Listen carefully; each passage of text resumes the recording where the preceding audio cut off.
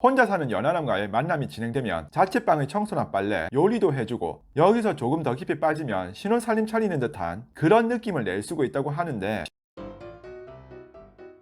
안녕하세요, 끝장년의TV입니다. 오늘 영상은 유부녀가 3번 이상 주는 남자에 대해서 말씀드리겠습니다. 현실적인 상황에서 유부녀가 3번 이상 해도 전혀 이상할 게 없는 부분들에 대해 말씀드리도록 할게요. 첫 번째, 혼자 사는 연하남. 유부녀 입장에서 뭐 좋다고 모텔에 매번 들락달락 하겠습니까? 모텔 갈 때마다 죄책감도 같이 동반되기에 썩 유쾌한 감정은 아닐 겁니다. 하지만 아지트가 있다면 입장이 달라지겠죠. 남자 입장에서는 모텔 비용을 아낀다는 것도 있겠지만 유부녀 입장에서도 남들 눈치 보지 않고 왔다 갔다 하기가 편하겠죠. 혼자 사는 연상남도 괜찮습니다만 유부녀 입장에서 연상남 집에 가면 이상하게 어색한 감이 없지 않아 있고, 혼자 사는 연하남의 특징이 보통 오피스텔에 혼자 거주하고 연상인 여자 입장에서 왠지 챙겨줘야 할 것 같은 모성애가 발동하기도 한답니다. 여자라면 본능적으로 소꿉장난을 좋아하는데 혼자 사는 연하남과의 만남이 진행되면 자취방의 청소나 빨래, 요리도 해주고 반찬도 해주고 싶다는 생각이 들기도 한다고 하네요. 여기서 조금 더 깊이 빠지면 신혼살림 차리는 듯한 그런 느낌을 낼 수가 있다고 하는데, 칫솔도 2개 사놓고 뭐 그런 것들 아시잖아요.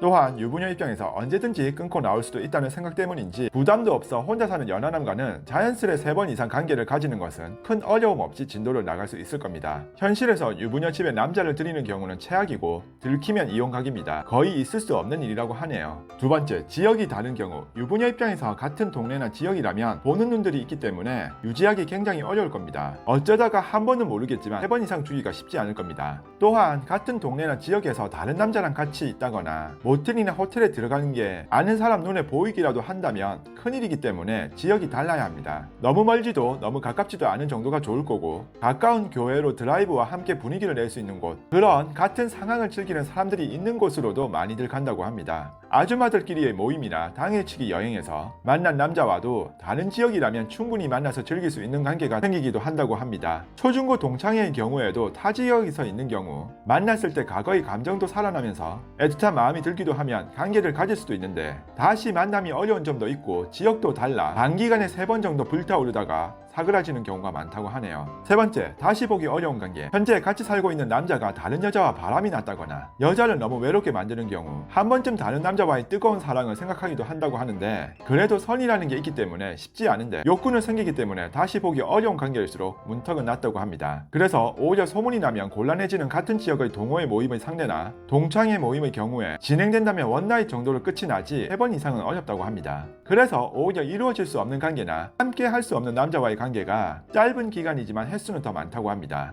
예를 들어 남자가 오랜 기간 해외 출장이나 이민을 앞두고 있는 상황이라거나 짧은 여행 기간 동안에 만났다거나 미혼 남자가 결혼을 앞두는 상황도 있었고, 자주 만나도 이상하거나 어색하지 않은 거래처 직원과의 만남도 3번 이상 관계를 가질 확률이 높다고 하네요. 오늘은 현실적인 상황에서 유부녀가 3번 이상 주는 남자에 대해 어디까지나 썰러 봐주시고 재미있게 보셨다면 구독과 좋아요 부탁드리며 시청해주셔서 감사합니다. 오늘의 한 줄평, 유부녀와는 짧고 굵게.